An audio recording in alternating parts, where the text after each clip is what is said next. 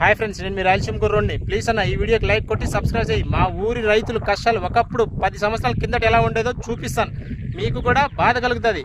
మా ఊరి పొలాలు ఎలా ఉంటాయి దాని ఫ్రెండ్స్, 10 కిలోమీటర్ దూరంలో, మా ఊరి 10 కిలోమీటర్ దూరంలో ఉంటుంది. నడిచి అక్కడ ఈ పొలాలకు వచ్చినప్పుడు నీళ్లు అన్నం తెచ్చుకుంటారనమాట. ఆ తాగే నీళ్లు అయిపోతే మూగ జీవాలకు కానీ మనుషులకు కానీ వాళ్ళు తెచ్చుకున్న నీళ్ళు అయిపోతే ఏ నీళ్ళు తాగుతారో చూపిస్తాను చూడండి. లైక్ కొట్టడం మర్చిపోకండి. ఈ నీళ్ళు తాగుతారు ఫ్రెండ్స్, ఎందుకంటే రాత్రి వర్షం పడింది అనమాట. వర్షం పడితే అలా స్టాక్ ఉంటుంది భూమి మీదనే. మూగ జీవాలకు తెచ్చుకుంటారు కదా ఈ సేద్యాలు చేయడానికి, ఎద్దులకి దానికి. ఇదే మనుషులు కూడా అత్యవసరంలో ఇదే తాగాలి, ఎందుకంటే 10 కిలోమీటర్ వెళ్ళి తెచ్చుకోలేరు కాబట్టి పైనుంచి పడిన వర్షం నీళ్ళే తాగాలి.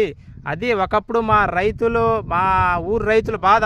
ఇదంతా మా పొలమే, ఇది మా పొలంలో నిండిందనమాట రాత్రి వర్షానికి. ఈ బండ మీద ఉండే స్టాక్ నీళ్లు రాత్రి వర్షం కురిసింది, ఇలా ఉంటాయన్నమాట స్టాకు. ఇవే మనుషులు కూడా తాగుతారు, మూగ జీవాలు